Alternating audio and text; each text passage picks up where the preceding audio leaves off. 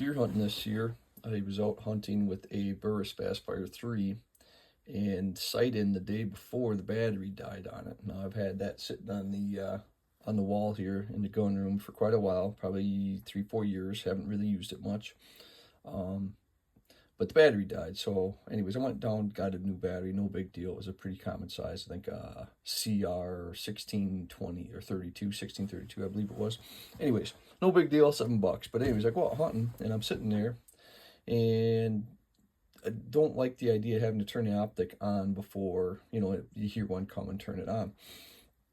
And I didn't really know the capabilities of the Fastfire, but it was in the back of my mind that I didn't want the sight to die because then I was screwed. So as I'm sitting there thinking, I said, well, I'm going to do some research when the day's over and see if I can find reflexive sights that don't require batteries. And found a couple options. One was the Trijicon. They've got one that is fiber optic, and that's 430 some bucks. And people say that if you're inside looking out, it can give you issues because it draws its power from the sun. It runs it through my fiber optic and does it that way. But if I'm in a blind, because I do hunt out of a blind sometimes, if I'm in a blind, I'd be inside where it's dark, looking out to where it's lighter. I don't know if it's going to cause me issues or not, but man, it is 430 bucks. Not that I'm above spending 430 bucks, but anyway, so I continue my search, just looking to see what's out there, and I come across this. It's a CL sight. It is very similar to a Optima sight for a bow, if you're familiar with those at all. It seems like that's the same material that this is made out of here. And when you look through it, it does the same thing as far as it gives it that glow about it. But anyways, I decided to try, seeing what it is. I got it on sale here. I think it was 140 bucks at Black Friday deal. They had them for sale. And this is the tritium model. I don't know if that tritium's ever going to do me any good, but I figured out what the hell, maybe someday, maybe not. But I was curious accuracy-wise against that Fastfire 3 is a 3 MOA. I was shooting at 3 MOA. I ended up later that day taking a doe at 120 yards with that Fastfire 3 and the 3 MOA. My concern about the size of the dot is, at distance, how big is that dot going to be on the animal? And I will tell you that the 3 MOA worked just fine. It wasn't too big, wasn't too small. It was, as they say, just right. So I wanted to see, I had ordered this, and I wanted to see how this compared to a red dot, this not needing any batteries. So anyways, I strapped it on. I got a 22 I put it on, because I figured why waste 44 ammo when I can do the same thing with a 22. So I took the red dot, which was a Vortex Venom, off of that, and I put this on there.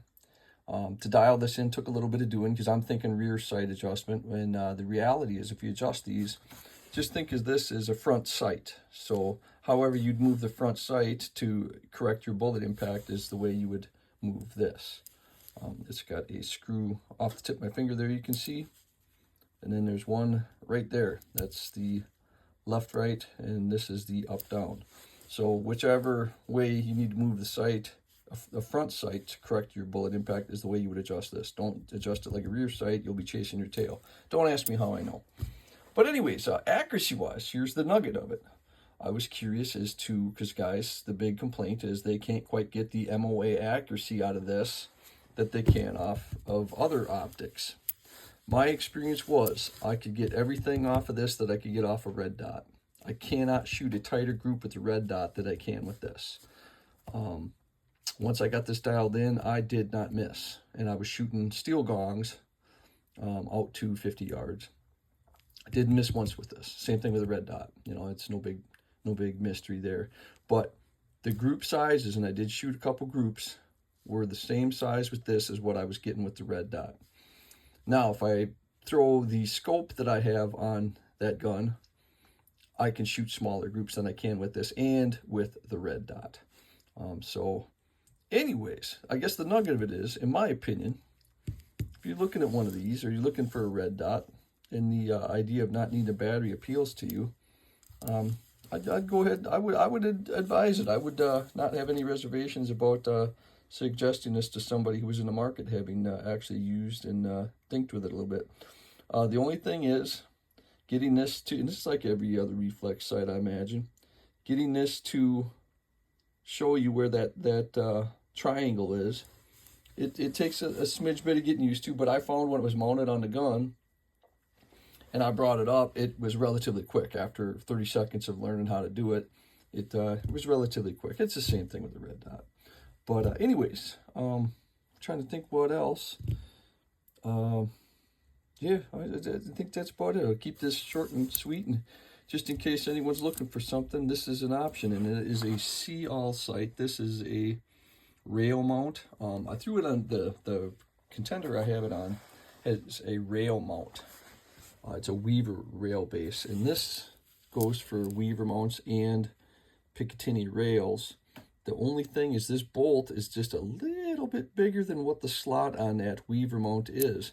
It still mounts up good. It just isn't sit down in there as deep as what maybe I would absolutely perfectly want, but it works. It's not janky. It's a solid mount. It's just, I'm picking fly shit out of pepper here, but it's just, you got to find something wrong with something, right? Everything's got one design flaw maybe that they could work on. And then the other thing about this is the adjustments don't have click indicators, and I don't know that it needs it or not. I haven't put this on a heavy recoiling gun yet. Guys who have said they don't really see that they need it, and maybe it doesn't. I couldn't tell you. So that's the only two things I can think of that I can say. Oh, the other thing, it doesn't have a directional indicator for, like, if you want to move the bullet right or left. It doesn't have that. You kind of got to go by common sense. And by that, I say that, well, with me, it was trial and error, because I got more of that than I do common sense. But if you think of this as a front sight and adjust it accordingly to correct bullet impact, you'll be golden. Yeah, outside of that, if you got any questions, put them in the comments. I'll do my best to answer.